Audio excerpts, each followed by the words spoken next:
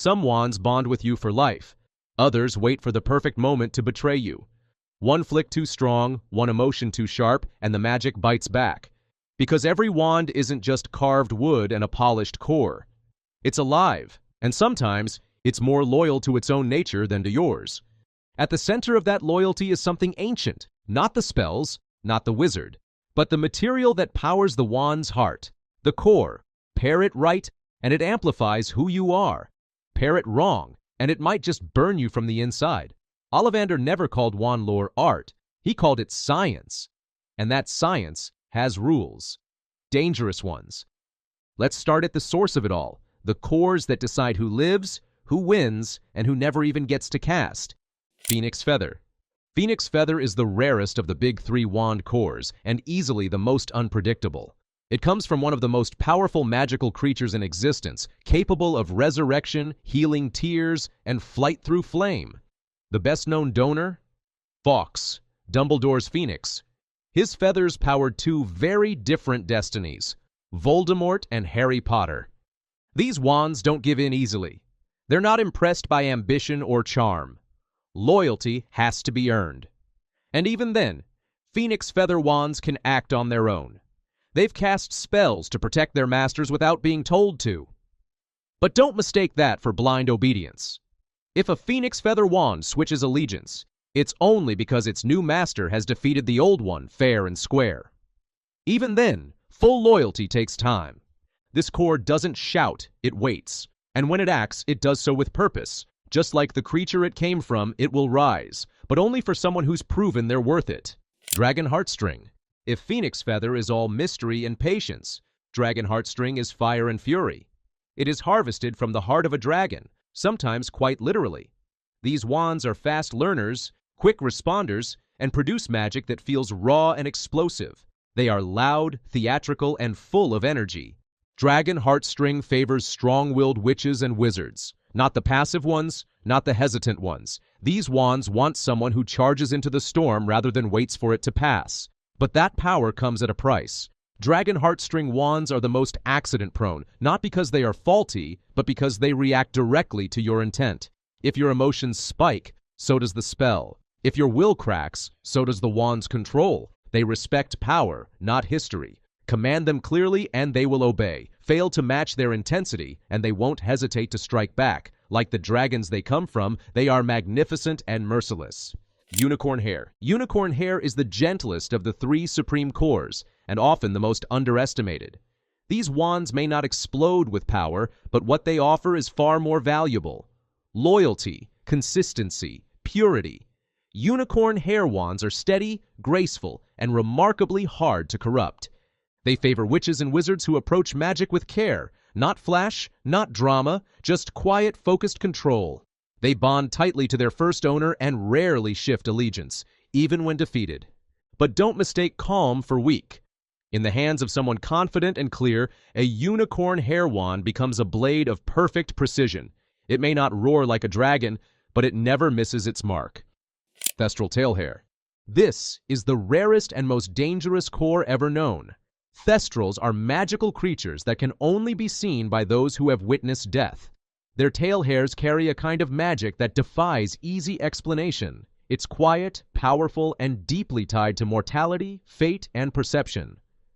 The Elder Wand, the most feared wand in history, use Thestral Tail Hair. That tells you everything you need to know. These wands do not tolerate weakness. They will not yield to someone who isn't ready to command them completely. Their loyalty must be matched with strength, and their power doesn't forgive mistakes. Thestral hair wands are rare for a reason. They're selective, unforgiving. But in the right hands, they shape destiny. You don't use this wand unless you're ready to face what it shows you. Vela Hair.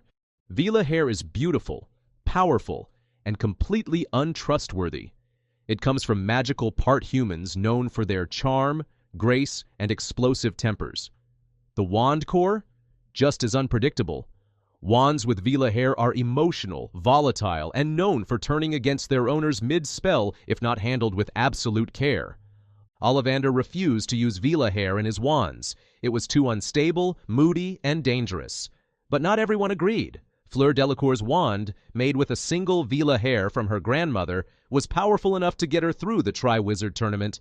That kind of magic doesn't come from a weak core. Vila hair wands tend to favor magic tied to love, protection, and fire. But control is never guaranteed. Even the most skilled witch might find her wand suddenly resisting a charm if it doesn't like the emotional undercurrent. This core chooses passion over logic, heart over head, and sometimes chaos over order. Troll Whisker. This one barely makes the list, and most wand makers would rather pretend it didn't. Troll Whiskers can channel magic, technically, but they do it with all the grace of a magical sledgehammer. Coarse, clumsy, and dangerously unstable, these cores are more blunt weapons than precision tools. Wands with Troll Whiskers are usually loud and forceful, but lack control. They're known to backfire during complex spells, crack under magical strain, or simply snap when overloaded. Even basic charms can go sideways. You might get a light spell, or you might get an indoor thunderclap. Ollivander flat out rejected them, and that alone should be enough of a warning. If a Troll Whisker wand likes you, it probably means you're the kind of person who thinks dueling means smashing things until someone gives up. Subtle magic doesn't live here. Kelpie hair.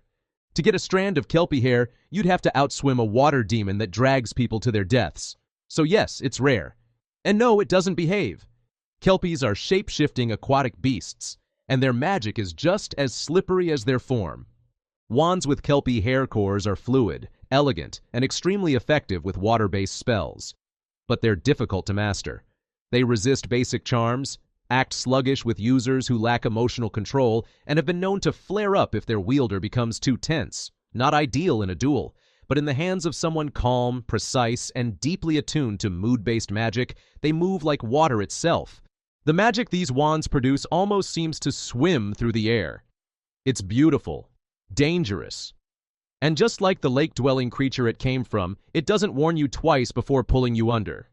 Wampus cat hair. This is American wand lore at its fiercest.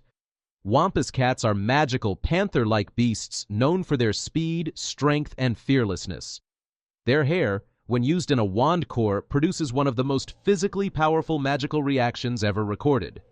Wands with this core are aggressive, fast, and love high-energy magic. They favor duelists, warriors, and anyone with sharp reflexes. If you flinch, hesitate, or overthink, this wand gets impatient. But if you move like lightning and trust your instincts, it'll keep pace with you spell for spell.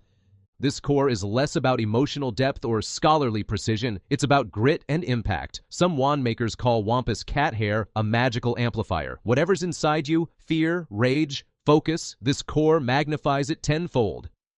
Thunderbird feather. If storm magic had a heartbeat, this would be it. Thunderbird feathers are taken from creatures said to create thunder as they fly.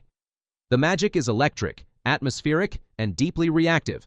These wands often cast spells before the wizard even realizes what they're doing. It sounds impossible, but it's not. Thunderbird core wands are hyper-aware of danger. They sense when their owner is in trouble, when tension spikes, or when an attack is incoming. In a duel, they might fire a shield charm on reflex. In battle, they surge with instinctual energy. They're fast, fierce, and protective. But they're not mind readers, just storm sensors. That sensitivity makes them unpredictable, especially for users with poor self-awareness.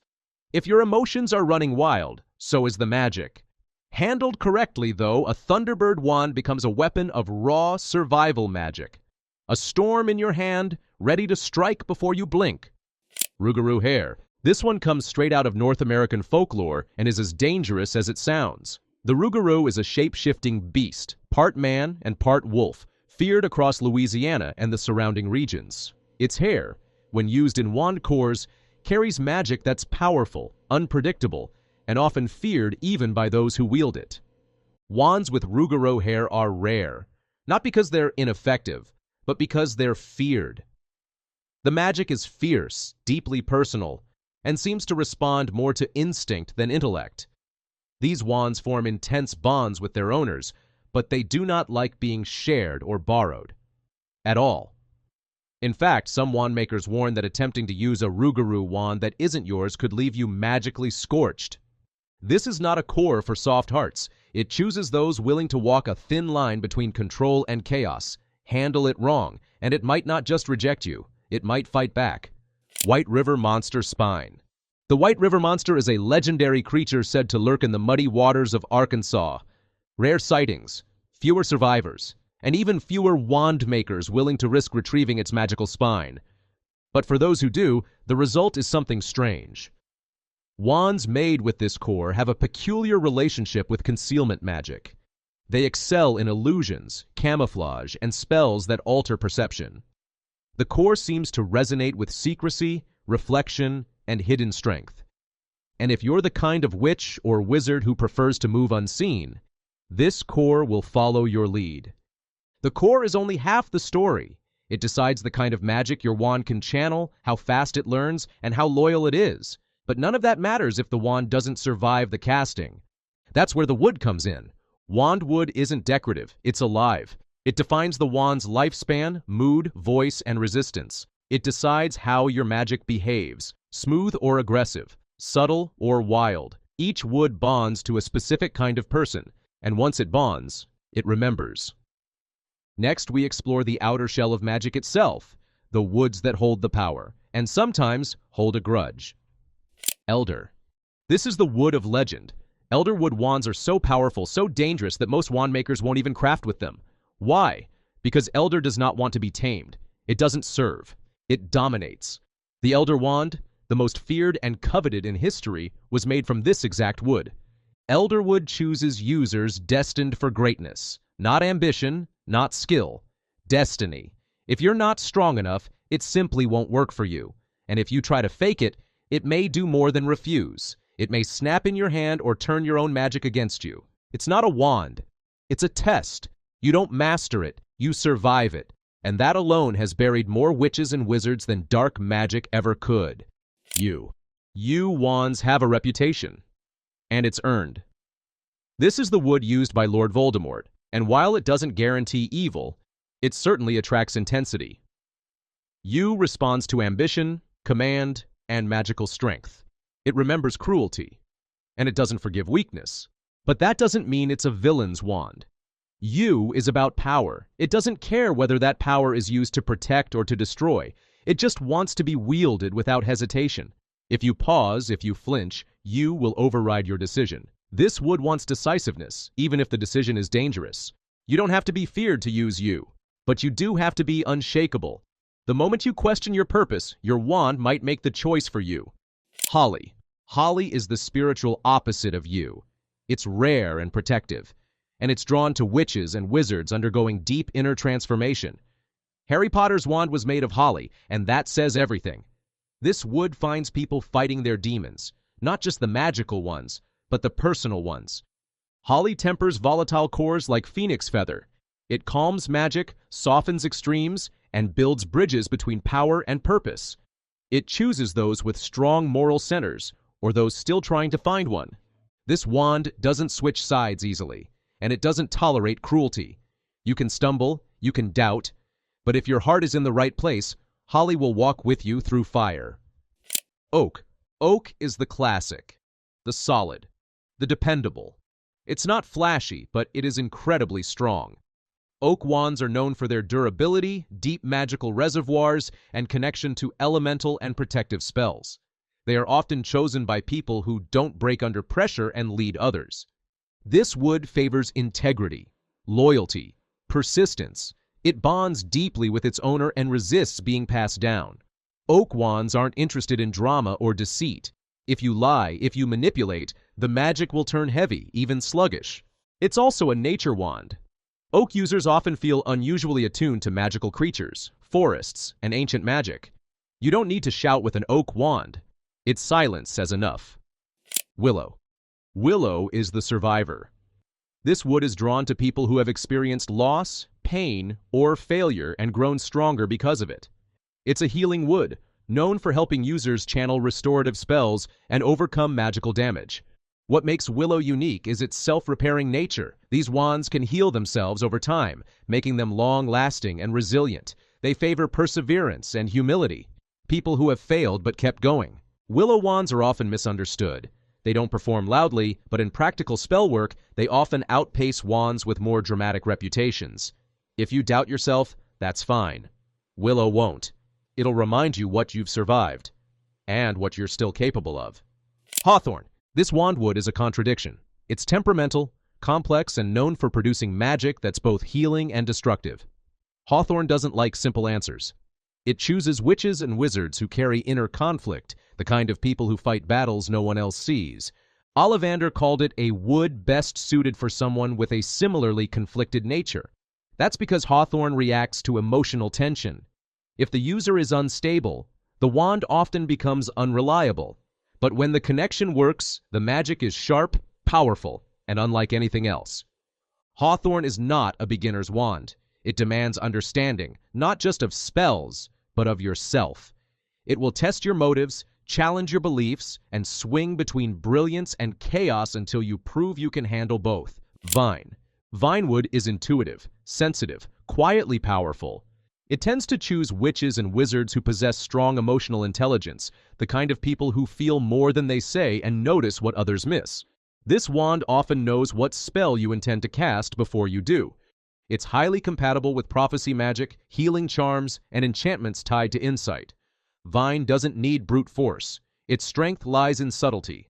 That also makes it one of the few woods capable of unlocking hidden magical potential in its user.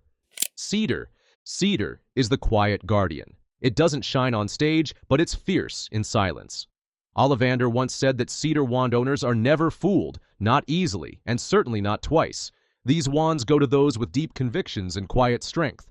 They often favor defensive and nonverbal magic, and they don't perform well for anyone trying to impress others. Cedar is unimpressed by charm. It rewards authenticity, integrity, not the kind you preach, but the kind you live by even when no one's watching. If you lie to others or to yourself, cedar will hesitate. But if your intent is clear and your heart is steady, this wand will amplify your magic. Blackthorn.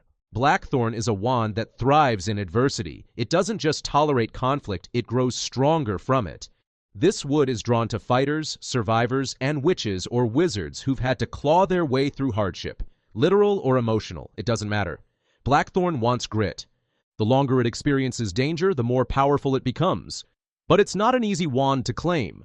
Most Blackthorn wands are fiercely loyal and refuse to perform for anyone who hasn't earned their respect. They don't pass hands often, and when they do, the new user usually finds themselves fighting for control. Blackthorn wands don't perform safe magic. They perform necessary magic, and in a duel, they rarely miss. Chestnut. Chestnut is unpredictable. This wood doesn't just reflect your personality, it magnifies it. If you're passionate and disciplined, chestnut will take you far. If you're arrogant or power-hungry, it'll bring that to the surface too, and fast. It works exceptionally well in magizoology and potion making, where curiosity and intensity go hand in hand. But its strength is also its risk. Chestnut doesn't judge, but it mirrors. If your priorities are pure, it becomes an incredibly loyal ally. If not, expect magical blowback. This wand doesn't lie. It reveals. And that truth, like the magic it channels, doesn't come with a filter. Whether your wand is fierce, loyal, wild, or quiet, now you know why it acts the way it does. But remember, the wand is only half the story. The rest is still the witch or wizard holding it.